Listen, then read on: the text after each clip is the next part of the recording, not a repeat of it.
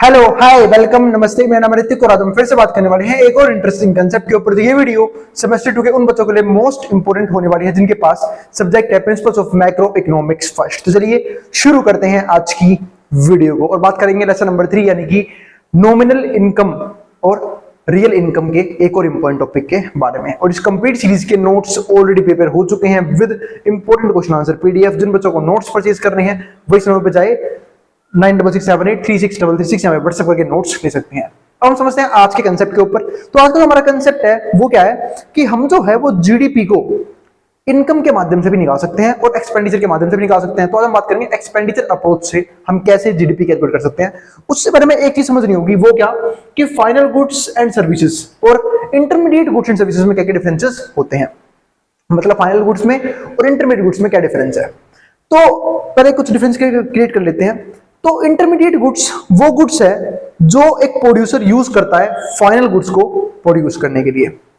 दूसरा difference, intermediate goods कभी भी जो है वो रीसेल नहीं किए जा सकते, ना ही दोबारा यूज किए जा सकते हैं। एक बार यूज हो गई तो हो गई, ये हो गया दूसरा डिफरेंस। ठीक है, और फाइनल गुड्स जो है वो सेल करने के लिए पर्पस में आता है और फाइनल गुड्स जो है वो लास्ट टाइम सेल होते हैं। ठीक है, उसको हम दोबारा किसी दूसरे गुड्स के यूज में नहीं लगाते। हाँ, दूसरा प्रोड्यूसर लगा सकता है लेकिन वो सेम प्रोड्यूसर नहीं लगाता है, ये चीज। तो ये डिफरेंसेस है किसके बीच में, फाइनल गुड्स में और इंटरमीडिएट गुड्स में। तो मैं कह सकता हूं कि intermediate goods as a raw material या फिर इन्वेंट्री की तरह काम करते हैं जिनकी हेल्प से हम फाइनल गुड्स को तैयार करते हैं और बाद में उन फाइनल गुड्स को सेल कर देते हैं कंज्यूमर्स को। तो चलो अब समझते हैं इस चीज को। तो पहला टॉपिक यही है, फाइनल गुड्स एंड सर्विसेज। तो production of goods and services typically occurs in stages. हम सब जानते हैं कि जो गुड्स एंड सर्विसेज हैं अगर हमें उनकी प्रोडक्शन करनी है तो उसके कुछ स्टेज होते हैं, कुछ स्टेप्स होते हैं। Classify goods and services in two types. हमारे पास दो टाइप्स के गुड्स एंड सर्विसेज हैं। एक हमारे पास क्या है, इंटरमीडिएट गुड्स, यानी कि इंटरमीडिएट गुड्स कौन से होंगे और सर्विसेज कौन सी होंगी, are and used up entirely in stages of production. इनको हम प्रोडक्शन की स्टेज में यूज करते हैं। फाइनल गुड्स कौन से होते हैं, final goods and services and the end of goods in the production process. ठीक है, तो फाइनल गुड्स एंड सर्विसेज हमारे वो गुड्स और सर्विस होते हैं, वो गुड्स और वो सर्विसेज होती हैं जो हम as a end good use करते हैं प्रोडक्शन प्रोसेस के अंदर, यानी कि उसके बाद हम उसको दोबारा रिप्रोड्यूस नहीं करते या फिर आगे हम उसे प्रोडक्शन के लिए नहीं बेचते हैं। अब समझते हैं इस चीज को थोड़ा और अच्छे से। तो मैंने क्लियर कर दिया इंटरमीडिएट गुड्स क्या होता है, फाइनल गुड्स क्या होते हैं। अब सपोज करो कि भाई अगर मैं दूध की बात करूं, ठीक है, तो दूध की प्रोडक्शन भी होती है। हम सब जानते हैं कि भाई हम जो है एनिमल हस्बेंड्री करते हैं, यानी कि पशुपालन करते हैं, वहां से हमें दूध मिलता है, यानी कि डायरी प्रोडक्ट्स मिलते हैं। तो मैं दूध की बात करूं तो दूध का ही प्रोडक्शन होता है, मिल्क का ही प्रोडक्शन हुआ।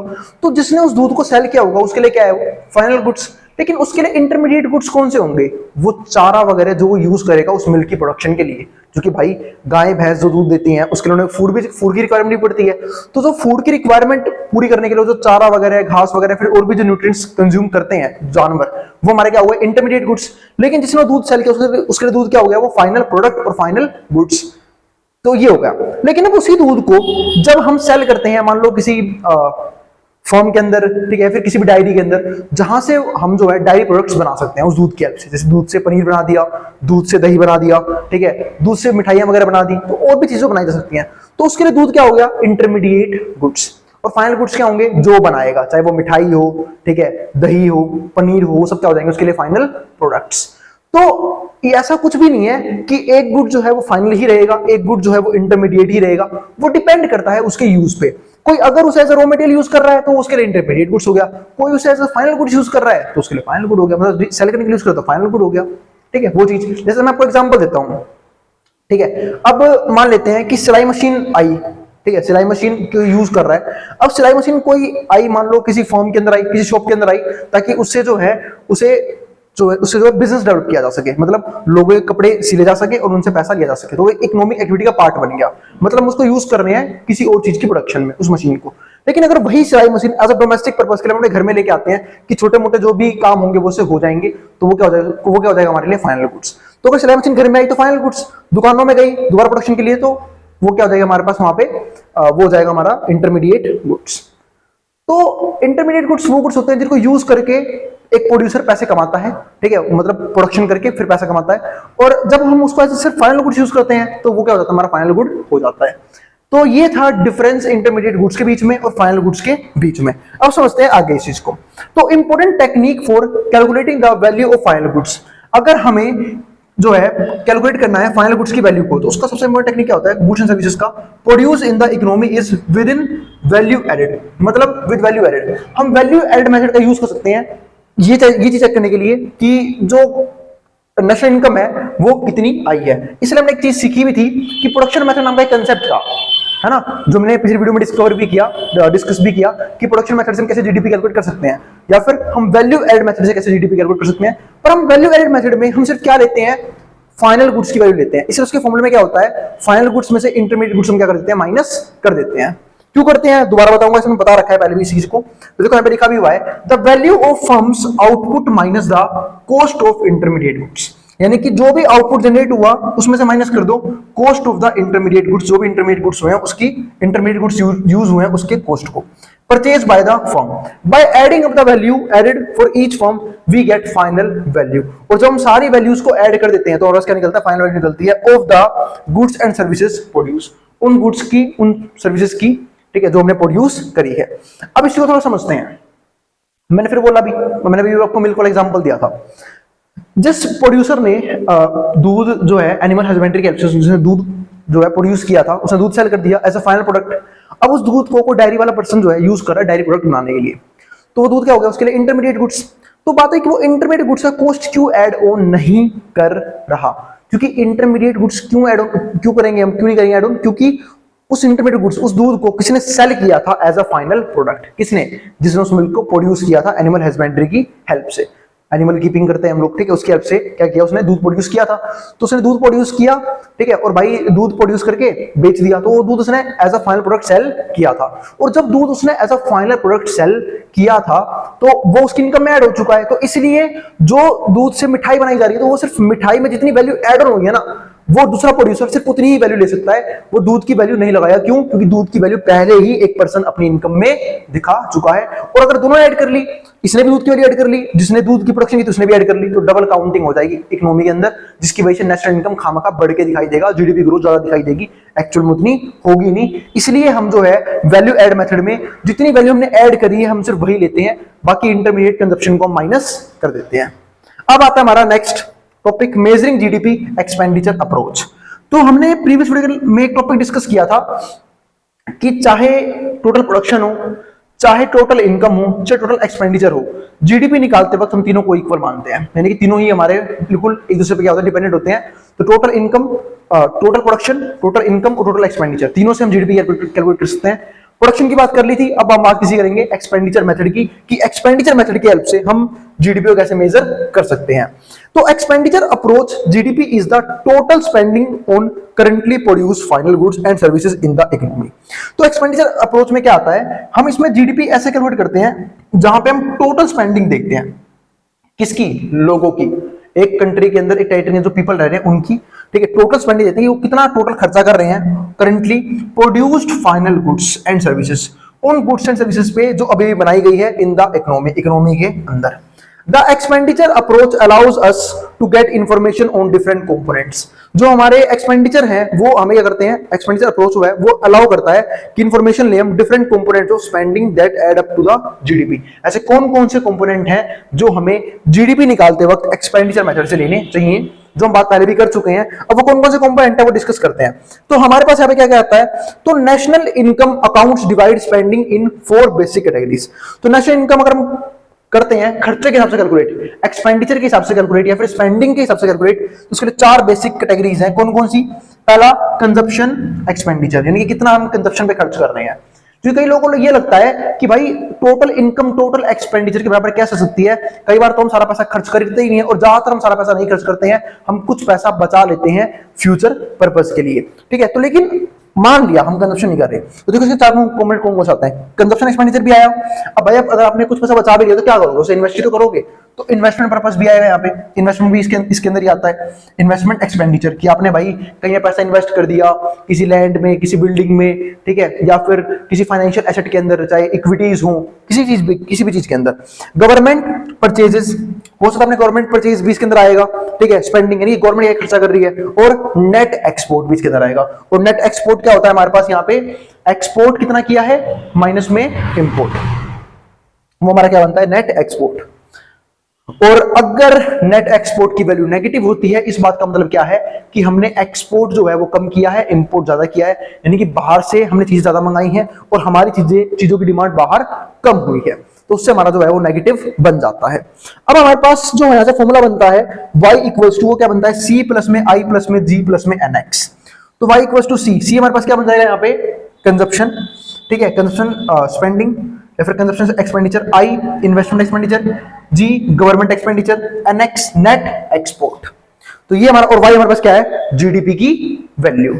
अब यहां पे डिस्कस करते हैं सारी चीजों को, वेयर y बराबर जीडीपी था, c हमारा कंजप्शन एक्सपेंडिचर, आई हमारा आप इन्वेस्टमेंट कह सकते हैं, फिर इन्वेस्टमेंट एक्सपेंडिचर कह लो, क्योंकि इन्वेस्टमेंट इनिशियल तो खर्चा ही होता है, बाद में आपको मिलेगा पैसा, बात अलग है। जी government purchase of goods and services, government कौन से गुड्स एंड सर्विस बाय करती है, ठीक है, क्योंकि गवर्नमेंट भी तो खर्चा करती है ना भाई, इंफ्रास्ट्रक्चर डेवलप कर रखा है इतना सारा, public hospitals, public schools, government school जिनको हम बोलते हैं, गवर्नमेंट हॉस्पिटल्स, ठीक है, पब्लिक पार्क्स, ये सब किसने बनाए हुए हैं, गवर्नमेंट ने बनाए हुए हैं, या फिर जो रोड्स हैं, ये सारी चीजें, हाईवे वगैरह, तो इन पे गवर्नमेंट खर्चा करती है। फिर नेक्स्ट क्या आता है हमारा एक्सपोर्ट माइनस इंपोर्ट। अब एक एक करके इन सारे पॉइंट को डिस्कस करते हैं। कंजप्शन एक्सपेंडिचर, अब कंजप्शन एक्सपेंडिचर का मतलब क्या है, इसको हम बोलते हैं पर्सनल कंजप्शन, जो एक ऐसा पैसा जो हम गुड्स और सर्विसेज को डायरेक्टली कंज्यूम करने में खर्च कर देते हैं। तो is the total spending for currently produced consumer goods services, जो एक कंज्यूमर डिफरेंट डिफरेंट गुड्स को परचेज करने में और सर्विसेज को परचेज करने में खर्च कर देता है। अब वो गुड्स कौन कौन से होते हैं वो डिस्कस करते हैं। पहला क्या आता है कंज्यूमर ड्यूरेबल्स। कंज्यूमर ड्यूरेबल का मतलब क्या है कि ऐसे कंज्यूमर गुड्स जो लॉन्ग टर्म के पर्पस से कंज्यूमर बाय करता है, यानी कि जो टिकाऊ होती हैं, जैसे for example appliances, refrigerator, TV, ठीक है, फैन, ये सब क्या है लॉन्ग टर्म, यानी कि एक साल से ज्यादा के जब कोई कंज्यूमर किसी गुड्स को यूज कर पाता है, उसको पता है क्या बोलते हैं कंज्यूमर ड्यूरेबल गुड्स, यानी कि वो लॉन्ग टर्म तक उसे यूज कर पा रहा है। इसमें जनरली सारे अप्लायंसेस आते हैं। फिर क्या आता है हमारे पास नॉन ड्यूरेबल गुड्स, ऐसे गुड्स जो वो ज्यादा टाइम तक यूज नहीं कर सकते, जैसे कपड़े, ठीक है, खाने पीने का सामान, ठीक है, राशन का सामान, या फिर फ्रूट्स वेजिटेबल्स, ये सब। और फ्रूट्स और वेजिटेबल तो पेरिशेबल गुड्स होते हैं, बहुत जल्दी खराब हो जाते हैं। फिर क्या आता है हमारे पास तीसरा पॉइंट सर्विसेज। एक कंज्यूमर डिफरेंट डिफरेंट सर्विसेज भी इंजॉय करता है। सर्विसेज यानी कि मैं कह सकता हूं यहाँ पे टीचिंग की, ठीक है, बैंकिंग की, फाइनेंस की, इंश्योरेंस की, ये सब क्या है सर्विसेज, ट्रांसपोर्ट की, ये सारी सर्विसेज भी यूज करता है, ठीक है, एक कंज्यूमर। तो कंज्यूमर इन तीन चीजों के अंदर ही कंज्यूम करता है, या तो कंज्यूमर ड्यूरेबल गुड्स, या फिर नॉन ड्यूरेबल गुड्स। अब ड्यूरेबल गुड्स जो लंबे टाइम तक चले, एक साल से फालतू चले, नॉन ड्यूरेबल जो जल्दी खराब हो जाए, और सर्विसेज तो बताई थी मैंने, टीचिंग, लॉयर की सर्विस, सीए की सर्विसेज, और भी बहुत सारी सर्विस होती हैं जो एक कंज्यूमर जो है कंज्यूम करता है। अब आता है हमारे पास, तो ये हो गए हमारे पास कंजप्शन एक्सपेंडिचर के तीन स्पेशल कंपोनेंट्स। फिर आता है अगला पॉइंट इन्वेस्टमेंट की। कई सोच रहे होंगे ना भैया टोटल इनकम टोटल एक्सपेंडिचर के बराबर तो होती ही नहीं है, क्योंकि हम एक्सपेंडिचर तो हमने यहाँ पे कम किया है, तो भाई कुछ नहीं, कुछ पैसा बचाओगे तो इन्वेस्ट करोगे। पहले हम सेवर बनते हैं, बाद में इन्वेस्टर बनते हैं। तो इन्वेस्टमेंट में क्या आता है spending on currently produced capital goods that are used to produce goods and services. फिर हम ऐसे गुड्स और सर्विसेज पे खर्चा करते हैं जो हमें दोबारा गुड्स और सर्विस बना के दे over an extended period of time. जैसे कि बहुत से लोग अपना पैसा बचा के इन्वेस्टमेंट करते थे फैक्ट्रीज वगैरह में कि किसी चीज का प्रोडक्शन करेंगे, ठीक है, फिर और भी चीजें कर सकते हैं, ठीक है, जिनसे उनका पैसा जो है वो इंक्रीज करे। जैसे फॉर एग्जांपल किसी ने अपना पैसा बचा के, ठीक है, कोई लैंड ले ली, उस पर घर बना दिया, फिर उस घर को रेंट पे लगा दिया, रेंट उसके लिए क्या हो गया पैसे, सोर्स ऑफ इनकम, और प्रॉपर्टी तो है ही उसकी, ठीक है। तो ये क्या तरीका हो गया, एक और तरीका हो गया इन्वेस्टमेंट का, ठीक है। तो इन्वेस्टमेंट के बहुत से तरीके होते हैं, चाहे वो रियल एस्टेट इन्वेस्टमेंट हो, चाहे वो स्टॉक मार्केट इन्वेस्टमेंट हो, इक्विटीज के अंदर हो, डिबेंचर्स के अंदर हो, गवर्नमेंट बॉन्ड्स के अंदर हो, बैंक्स के अंदर हो, एफडीज के अंदर हो। तो इन्वेस्टमेंट के सोर्सेज बहुत सारे हैं, ठीक है। तो इन्वेस्टमेंट का मतलब क्या होता है कि जब उसका पैसा जो है वो फर्दर प्रोडक्शन में यूज किया जा सके और वो पैसा क्या हो ग्रो हो।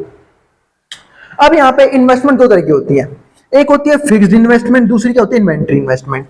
ये जनरली बिजनेस के लिए होती है। फिक्स्ड इन्वेस्टमेंट एक ऐसी इन्वेस्टमेंट जो हम लॉन्ग टर्म पर्पस के लिए सेम रखते हैं, जैसे किसी लैंड में इन्वेस्टमेंट कर दी, बिल्डिंग में कर दी, मशीनरी में कर दी, उसको हम क्या बोलते हैं fixed investment. Investment on equipments, आप मशीन्स कह सकते हो, ठीक है।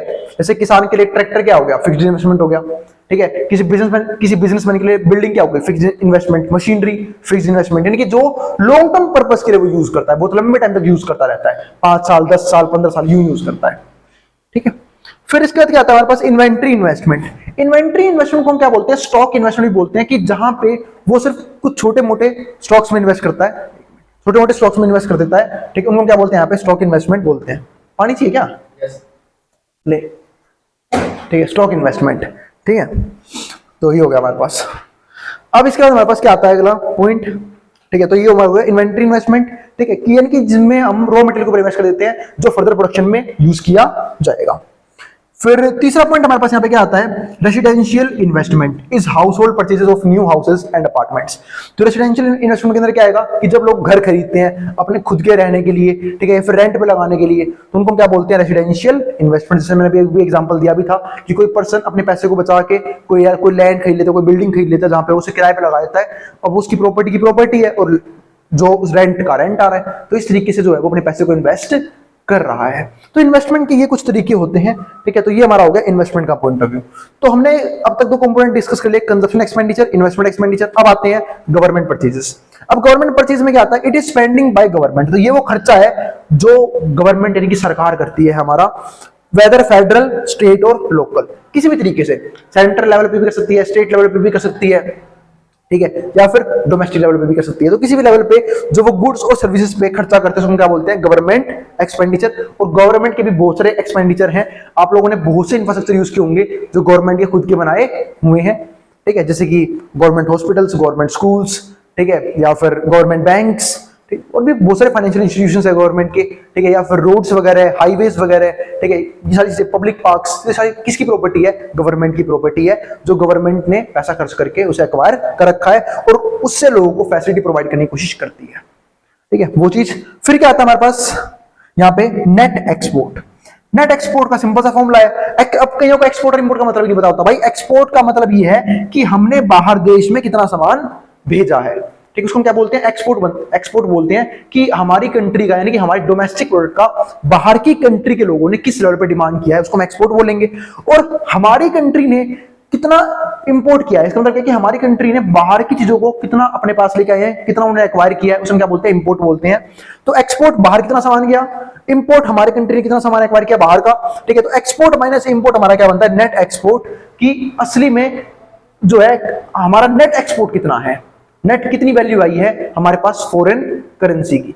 और अगर ये नेगेटिव है, इस बात का मतलब ये है कि हमारे पास कहीं ना कहीं जो एक्सपोर्ट है वो हमारे पास क्या था, कम था, हमने एक्सपोर्ट कम किया है, बाहर चीजों को कम भेजा है, बाहर हमारे प्रोडक्ट की डिमांड कम हुई है और हमने उनके प्रोडक्ट की डिमांड ज्यादा की है, हमने इंपोर्ट ज्यादा किया है।